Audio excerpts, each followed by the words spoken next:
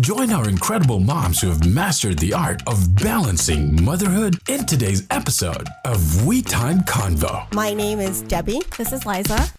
Moms sharing inspiring stories, practical tips, and a few hilarious anecdotes. And it all begins now.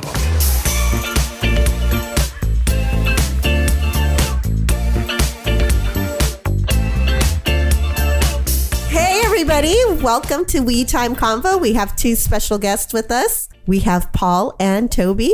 Come introduce yourselves. Hi, I'm Paul. Hi, I'm Toby. Nice to meet you. Tell us a little bit about yourselves.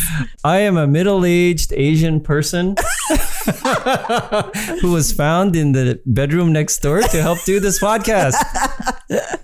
I'm also a middle-aged Asian person, but I wasn't found in the bedroom next door. I'm one of the dad's group's friends. So. Oh, well, thank you guys for joining us. Today, we will be talking about the problem with always wanting more. I got this article from our producer, Irene, and I was like, wow, this is pretty cool. Let's go ahead and take a look. She actually received it from Toby, and you forwarded this to us. And I think this is a very great topic for us. You can find this article on the website blog Becoming Minimalist. And this was written by Joshua Becker. So, Toby, tell me why you forward this article. Why did this resonate with you? I've been kind of cleaning house a little bit. And, earlier there was a conversation that I had with somebody about decluttering and how that zen that can occur from like having an orderly house or desk and things like that. And it feels nice. It does feel nice. And so I've been purging a little bit. And so, I had purged a lot of things that I like fitness equipment, let's say, namely that I picked up during COVID. And even though I've been going back to a box gym for the last, 3 years, something about just having that stuff there, I just didn't have any desire to do anything with them, even though they were just taking up space. And so after finally pulling the trigger to sell and liquidate things, I started to feel just the energy in that room, if that's makes sense, different. Every time you walk in there, it was like more spacious. It was more things that you could do. And it just felt better in that room. And so that's kind of how it led me to this article. Got it. Well, for me, it resonates because I think there was a moment in my life where I was just more. I just wanted more stuff. And this actual article talks about, material things, but also things that aren't tangible, such as power and wealth and prestige. So thinking about wanting more, not just on a material level, but on intangible stuff. And I would say I fell victim to both. But I think there was a moment where I just, again, started going like, this is not going to sustain me. Where does it end? Yes, this is not going to sustain me. And then you start realizing that, why am I doing this? Like it's all in your What is the head. problem with wanting more?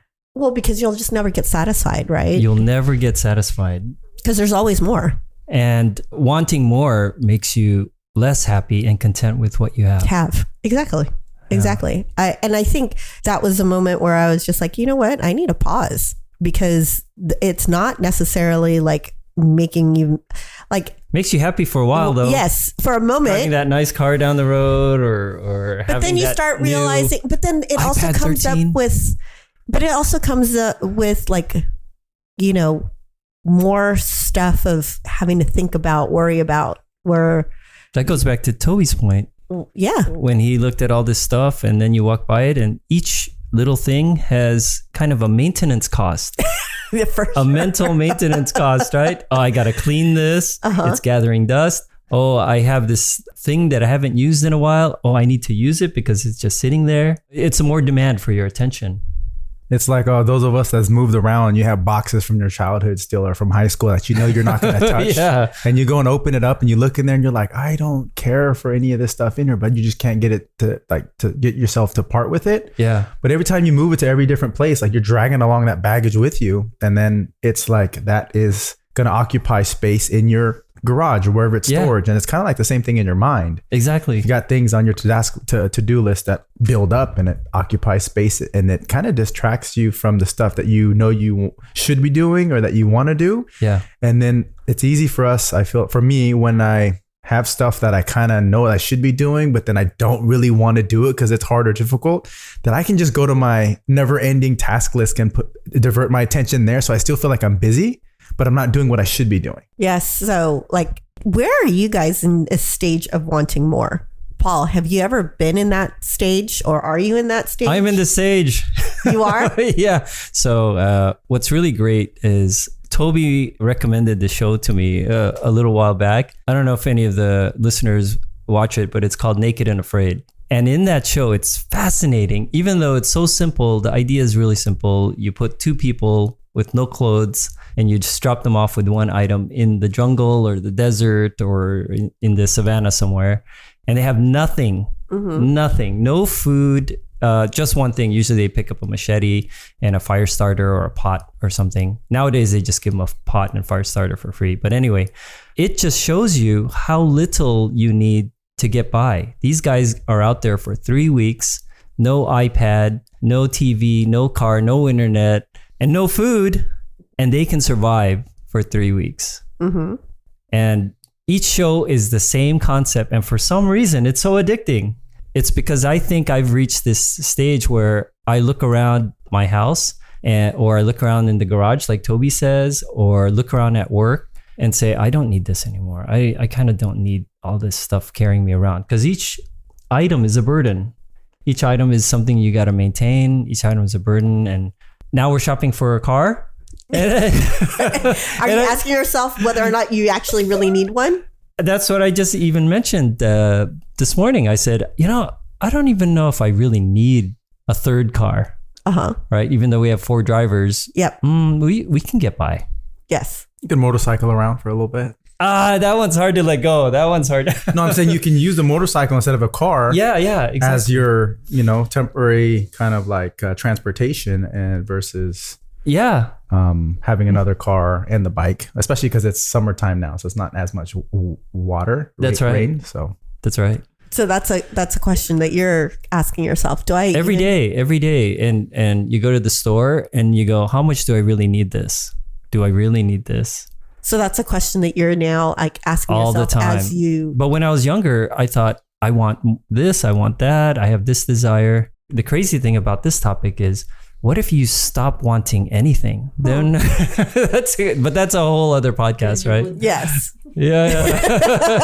Then you've achieved nirvana, right? What if you stop wanting anything? Then do you need to do anything? That's its own whole nother other issues, because it's like you stop wanting to work as hard, or you maybe in a different direction. You want to move in a different. It's almost like I feel like the energy is that focus of that energy is always there. It's just got to figure out where it goes. So like that's right. Energy is never lost. Yeah. It just goes somewhere else, right? Like, so you never lose energy. Yeah. So you're right. So it's like maybe the shift occurs from wanting material items, and then once you no longer desire any of that, it becomes a desire for something else. Maybe in that Buddhist context that you were talking about, it's like, is the desire then shifts from material items to spirituality. They're all trying to reach nirvana. Yeah, and or physical, goal. Some physical goal or personal goal, right? Yeah. But it's still kind of wanting. So then, is it possible to not want more? Like maybe it just shifts. Maybe it goes from when you're younger and we're looking at magazines in our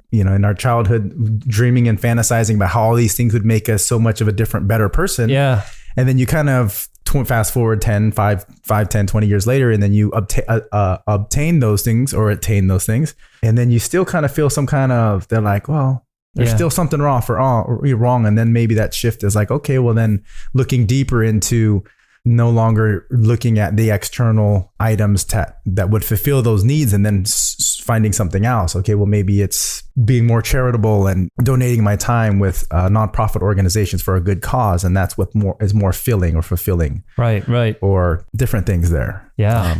So I'm actually looking at this article, and I wanted to read a couple of inserts from it. The average American home has tripled in size in the last 50 years and continues to grow larger and larger. The average American woman owns 4 times the amount of clothes as her grandmother, but continues to purchase. The average American home has 300,000 items inside it. Wow. And yet Amazon arrives on our doorstep several times each week. When more is the goal, we will never find contentment. More is always a moving target, never fully obtainable. Yeah. It's even in like the way we eat at restaurants, you know? How so? Well, now I'm finding that, you know, you order something and the serving size is so big, but, you know, you want to eat the whole thing, or you have this craving that you want to fulfill. And you don't really need to eat that much. You don't, because of that show, right? I'm getting highly influenced by Toby's recommendation for Naked and Afraid. But you don't really need that many calories, for example, right? But we kind of all know that, right? Yeah. Like we all know that, but we still fall to the trap. The marketing is really good. I agree. Like there's this new iPad that just came out with an OLED screen. Oh, it's so nice. But then I have one that works perfectly fine. Well, I used to be like, I don't know about you guys, but I remember when that iPhone came out, it was always like, okay, great. There's a new one coming out. You had to get onto that new iPhone. And the only reason why I got this is because this most recent one is because my old one died. Like, I don't know. My husband, Peter, was just constantly like, your phone is so old. You need to go change it. I'm like, nope. I'm done. I'm done with this whole iPhone hype. Like iPhone upgrades. Yes. Every year. It is. I had no desire. And so I was literally on my last leg. And the only reason why is it died on me on vacation. And it was like, ah. And then I was so upset because now I had to buy a new phone. I thought it was ridiculous, the amount of money that you have to spend on a new phone. And I didn't want to do that. $1,000. Yes. Well, easily. They have some creative financing nowadays, which is confusing. So then you're like, okay. But then it's still $1,000, right? In the end, I mean, it's just, so, I mean, there's certain things that like I look back at now where I'm like, yeah, I'm over that. Or I think it, Toby, to your point, I think it just transfers. It transfers to other things because I don't think I lose the wanting more. Like for me, I want more time. Like I realize for me that I want more time, like time to sleep, time to like just veg out, sometimes time to just go on vacation. Like, so to me right now, I just want time. Yeah, me too. So are you finding yourself saying no? Like saying no to things that you normally would kind of feel obligated to go and do because of social kind of like expectations? Well, and that's why in a way I really enjoyed COVID because COVID forced everybody to like stop.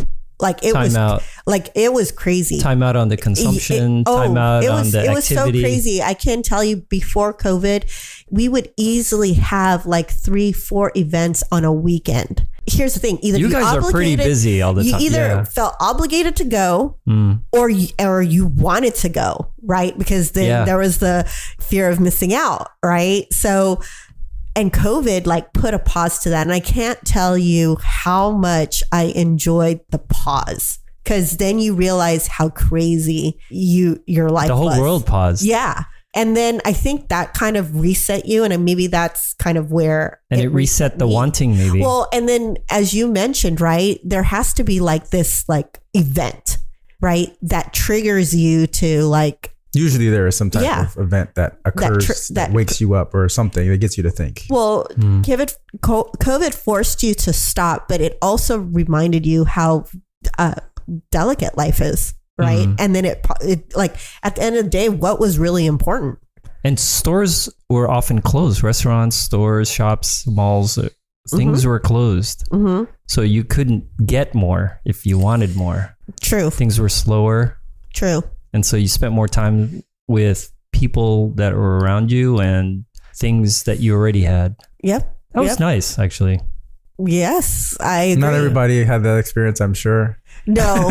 Yeah. No, I mean, well, I did get COVID and it was tough, like being isolated. And I can only imagine people who were completely isolated, didn't have anybody. And so they had, like, I was lucky because I didn't necessarily have to make myself my own food. You know, it was just brought up to me. But can you imagine being sick and then being able, like, having to take care of your own self? That was super challenging.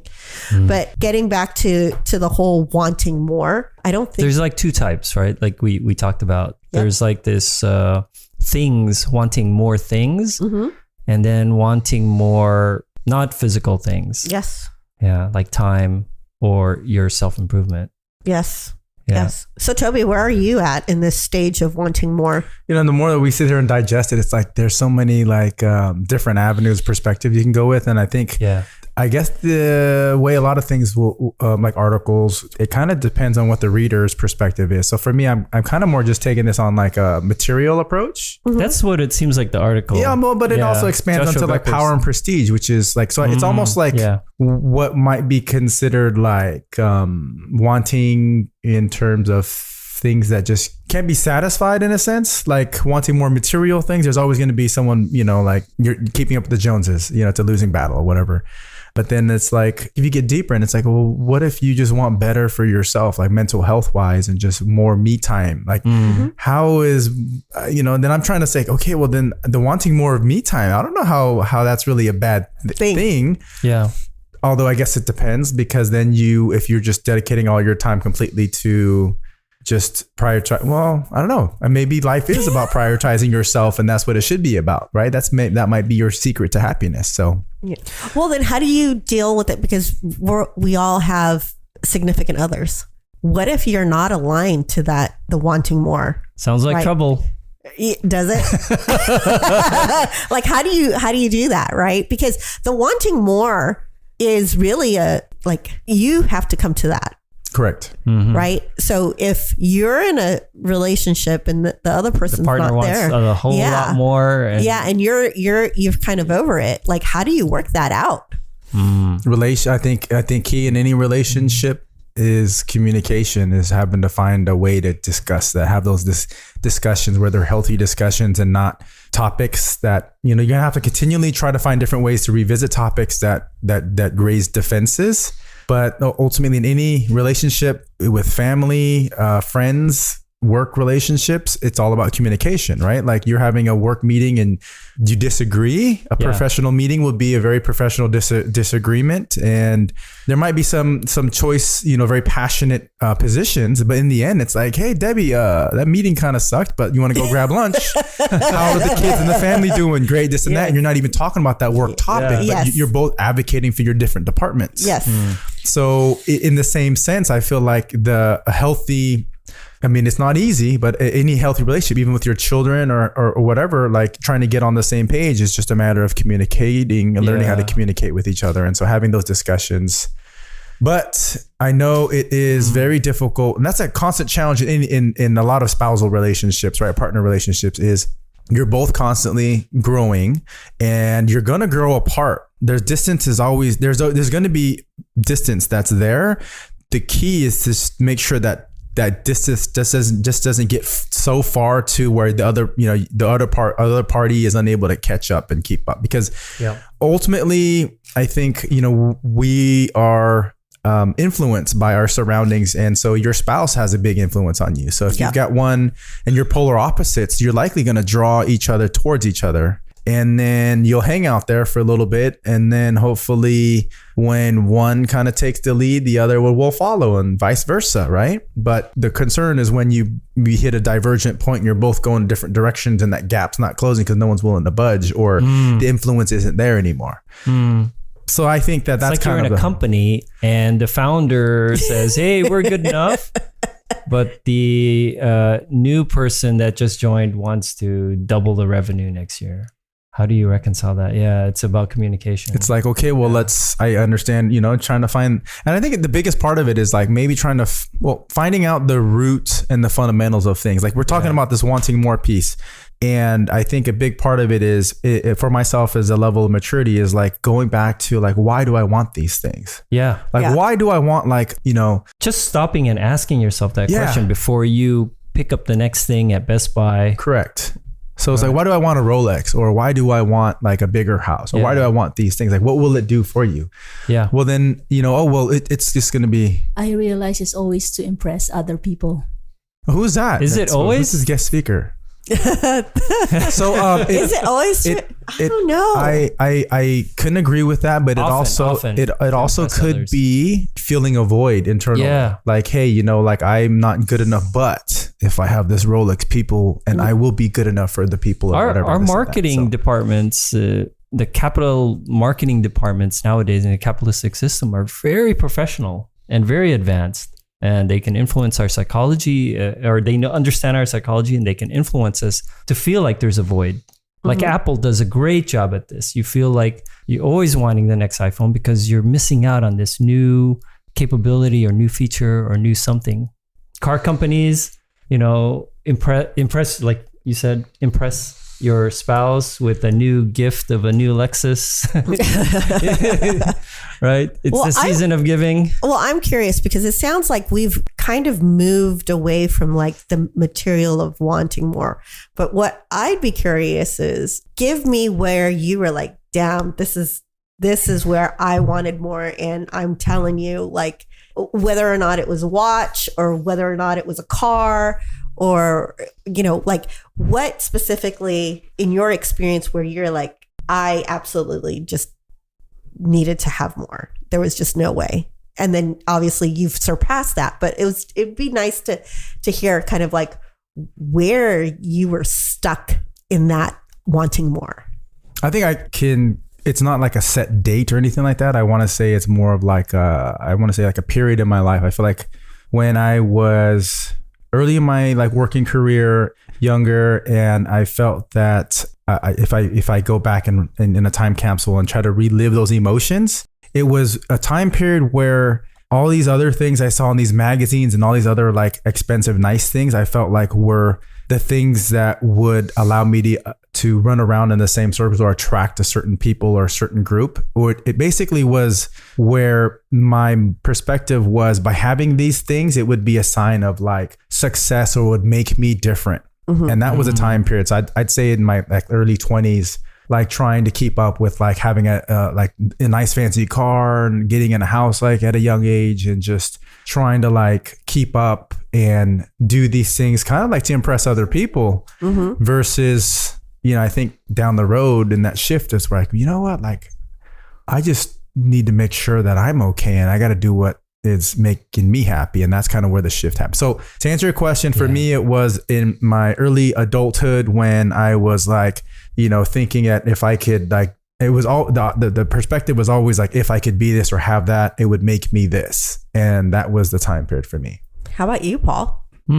I have this little examples, but I also have a broader example. So in the little example, so I'm in Japan, I'm walking around and I'm surfing through some websites, and I see, for some reason, it's served up to me, vintage watches. And this idea of a vintage watch gets into my head, and all I can do is just surf for vintage watches. And so I ended up going and buying this old vintage watch from 1971 that used to be worn by those Japanese train conductors, right? From Japan Rail, right? JR line. And I really, really wanted it. And for some reason, and now it just sits in my, I found one and it just sits in my nightstand. And I looked at it last night and I'm thinking, this is a really nice watch. And I'm glad I have it, but I never wear it. Why don't you wear it? I don't know. I don't know. I just wanted it. It was weird. And so now it goes to the broader thing where I think growing up, like many other people, I played a lot of video games. And I always think back, why do I always want more? One is maybe I allow myself to be marketed to and to create the desire so I can buy more stuff. The other is I play a lot of video games as a youth. And in these video games, I'm always collecting things, and you're spending hours and hours collecting things, putting it in your bag, managing your inventory, going to the next adventure, getting a better sword or getting a stronger shield, getting the little ring of protection or whatever. And you're just kind of trained like that as a youth. And maybe I'm thinking, was I trained like that? Did I get programmed to think this way, to accumulate and accumulate? No. It's the game of life. The game of life. Yeah. Yes. So now we all have kids. They're at an age where they, what do you want to tell them, or how do you want to help them? Because they're going to encounter this as well. So how do you help them with this? Because just talk to them about it is probably the first thing. Right. Just have conversations in the car while you're taking them to school, and just talking about wanting more. I think that's a good start. Wanting more. I know that it's like wanting more equals bad, but I don't necessarily think that's the case. Wanting more in different directions, like you said, wanting more to run further. I did half marathon or full marathon next year, whatever.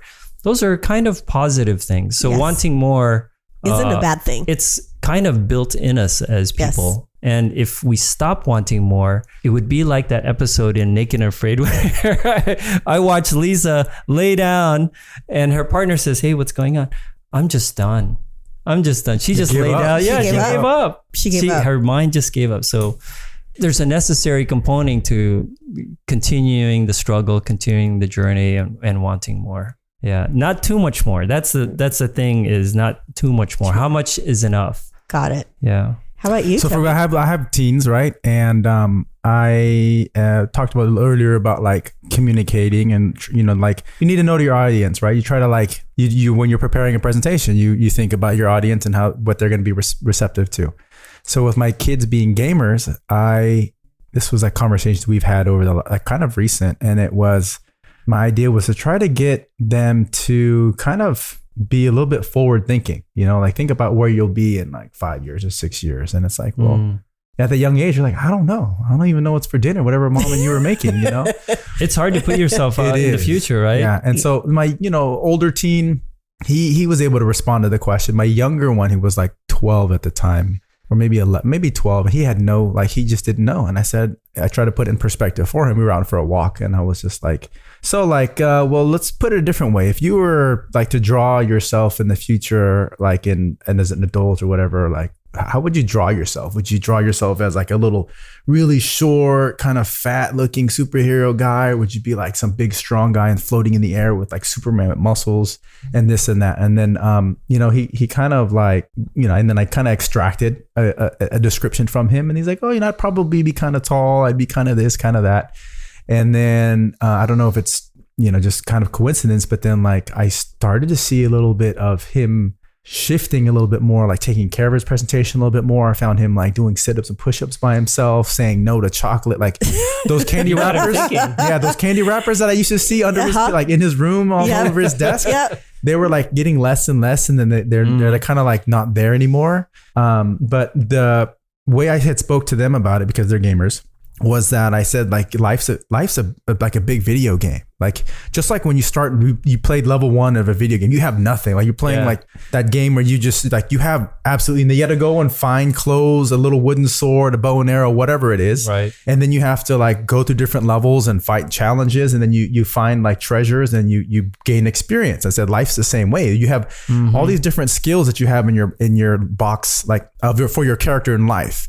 You got to think about how and what you want. So if you want to be stronger, you want a stronger character, you have to go out there and do the work to gain your strength, push-ups, go do cardio, do exercises. If you want to be like a wizard and a mage and know spells, you have to read the books and you have to study, and so you can build that level up. So I put it in perspective for them as like, that's like the different categories you have to do, and whatever you envision and what you want in the future, you just got to start working towards that. And so it's been helping with them starting. I can see them put in their work into different areas that they want to do. And then there's other areas that as a parent, I have to come in and say, hey, so why is your math thing kind of suck? So let's try to look at that and revisit that, And so it's always having to kind of stick around and peak. But I think putting it in perspective for them in that way, it is something that resonates with them, and it's easy for them to understand versus our 40, 50 That's a years good way of to connect, is to connect for a gamer.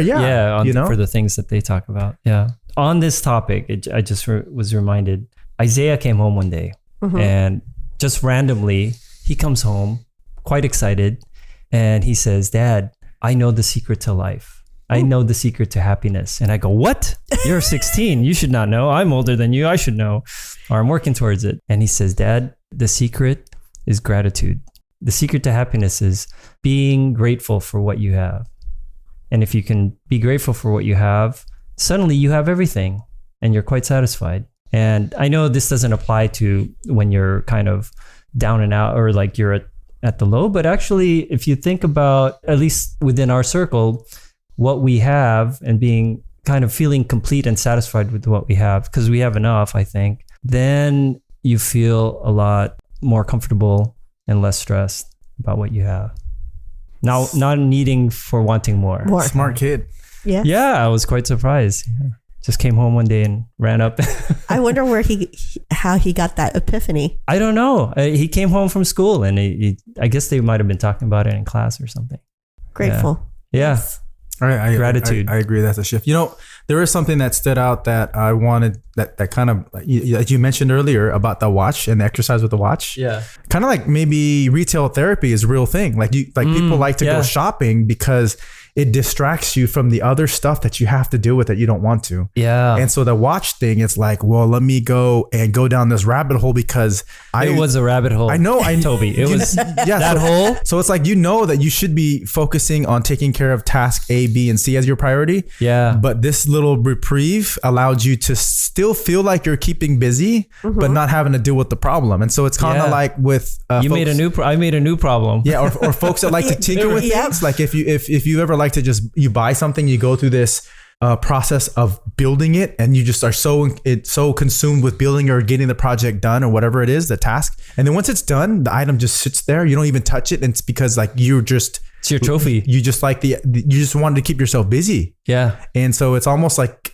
having to try to figure out, learn yourself and say, okay, well, this is like, cause then you may end up with like 17 vintage watches and you don't, use any of them. Right. Oh, I was in that rabbit hole. I was on YouTube and there's all sorts of watching all these guys talking about this watch, that watch. Oh, it was terrible and great at the same time. I mean, I think those things are good because when you listen to whatever your inclination is, it's fun to do that. It's enjoyable. It's entertainment. There was a pleasure. Yes. And you learned something probably that there was probably something that you learned about vintage watches, right? Yes. How to wind them, how to take care of them, how to adore them. My precious. Well, thank you guys for joining us on WeTime Convo. I mean, this is definitely something that has resonated with me about wanting more. And I think from, hearing you guys, it's a problem that, and sometimes not a problem, right? It can be a good thing. Yeah. It's almost necessary. Yes. Yeah. Wanting better for yourself. Don't tap out. More. Yeah. Yeah. So it's not necessarily a bad thing. Yes. So thank you guys. Thanks for having us. Yep. Thanks for having us.